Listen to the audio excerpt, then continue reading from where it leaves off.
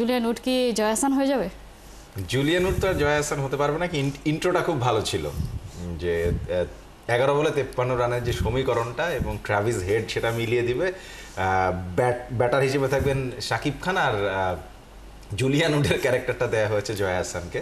মানে সকালটা এরকম ভালো একটা ইন্ট্রো দিয়ে শুরু হলে এই চাটার মতন অত বাজে না আসলে। সুন্দর সকাল।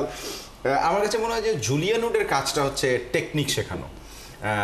এখানে ক্রিস গেলের কথাটা এসছে। ক্রিস গেল তো basically clean striker of the ball, খুবই ন্যাচারাল স্ট্রাইকটা তিনি করতে পারেন। তিনি ইউনিভার্স বস, এই কারণে তিনি ক্রিস গেইল। রোহিত শর্মা পৃথিবীতে সবচেয়ে বেশি ছক্কা মারা প্লেয়ার, কিন্তু ক্রিস গেলের মতন এত বড় বড় ছক্কা কি রোহিত শর্মা মেরেছেন?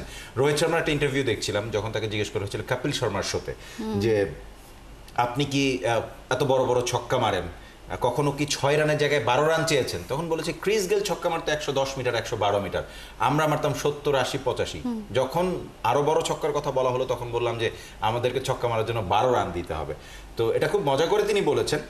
এখন হয় কি, পাওয়ার হিটিংটা একটা টেকনিক, এমন না যে ইন্ডিয়ান প্লেয়াররা খুব হেভি, আমাদের মতনই তো কম বেশি, বাট তাদের টেকনিকটা সেরকম আছে। তারা ছোটবেলা থেকে এই জিনিসটা রপ্ত করে আসে, লম্বা সময় একটা প্রসেসের ভিতর দিয়ে যায়। তাদের আইপিএল এর স্ট্রাকচারটা অনেক শক্ত, যেখান থেকে তারা পাওয়ার হিটিংটা শিখেছে বা এই মুহূর্তে ভালো করছে। আপনি অস্ট্রেলিয়া এবং সাউথ আফ্রিকার ওয়ানডে লাস্ট ম্যাচটা দেখেন বা এই ওয়ানডে সিরিজটাই দেখেন না কেন, ব্রাভিজের কথা বলেন আপনি, মানে যে কথাটা ট্রাভিস হেডের কথা থেকে শুরু করে রিকালটনের মারও যদি দেখেন, জর্জির মারও যদি দেখেন, আপনি মিচেল মার্শের খেলাও যদি দেখেন, তারা এত মানে clean striker of the ball এবং খেলাটাকে তারা কোন ডাইমেনশনে নিয়ে গেছে। মডার্ন রেস ক্রিকেট আসলে ওই রকমের।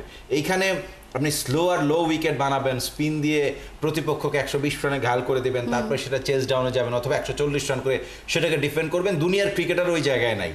জুলিয়ান উডের 28 দিনের ক্লাসে মেবি ক্রিকেটাররা একটা দিক নির্দেশনা তো পাবে যে এই দিকে গেলে আসলে বড় শট খেলা সম্ভব হয়। কি ধরেন সবাই তো অত ক্লিন স্ট্রাইকটা করতে পারে না, যেটা বাউন্ডারি সীমানায় গিয়ে ক্যাচ আউট হয়ে যাচ্ছে, বা আর অল্প 2 মিটার 3 মিটারের জন্য এই 2-3 মিটারের গ্যাপটাকে পূরণ করে দেওয়ার জন্য আসলে টেকনিক শিখতে হয়। মার্শাল আর্ট তো একটা টেকনিক, পৃথিবীর সবকিছুই আসলে টেকনিক। যখন গায়ের জোরে পারবেন না তখন আপনাকে কৌশল শিখতে হবে।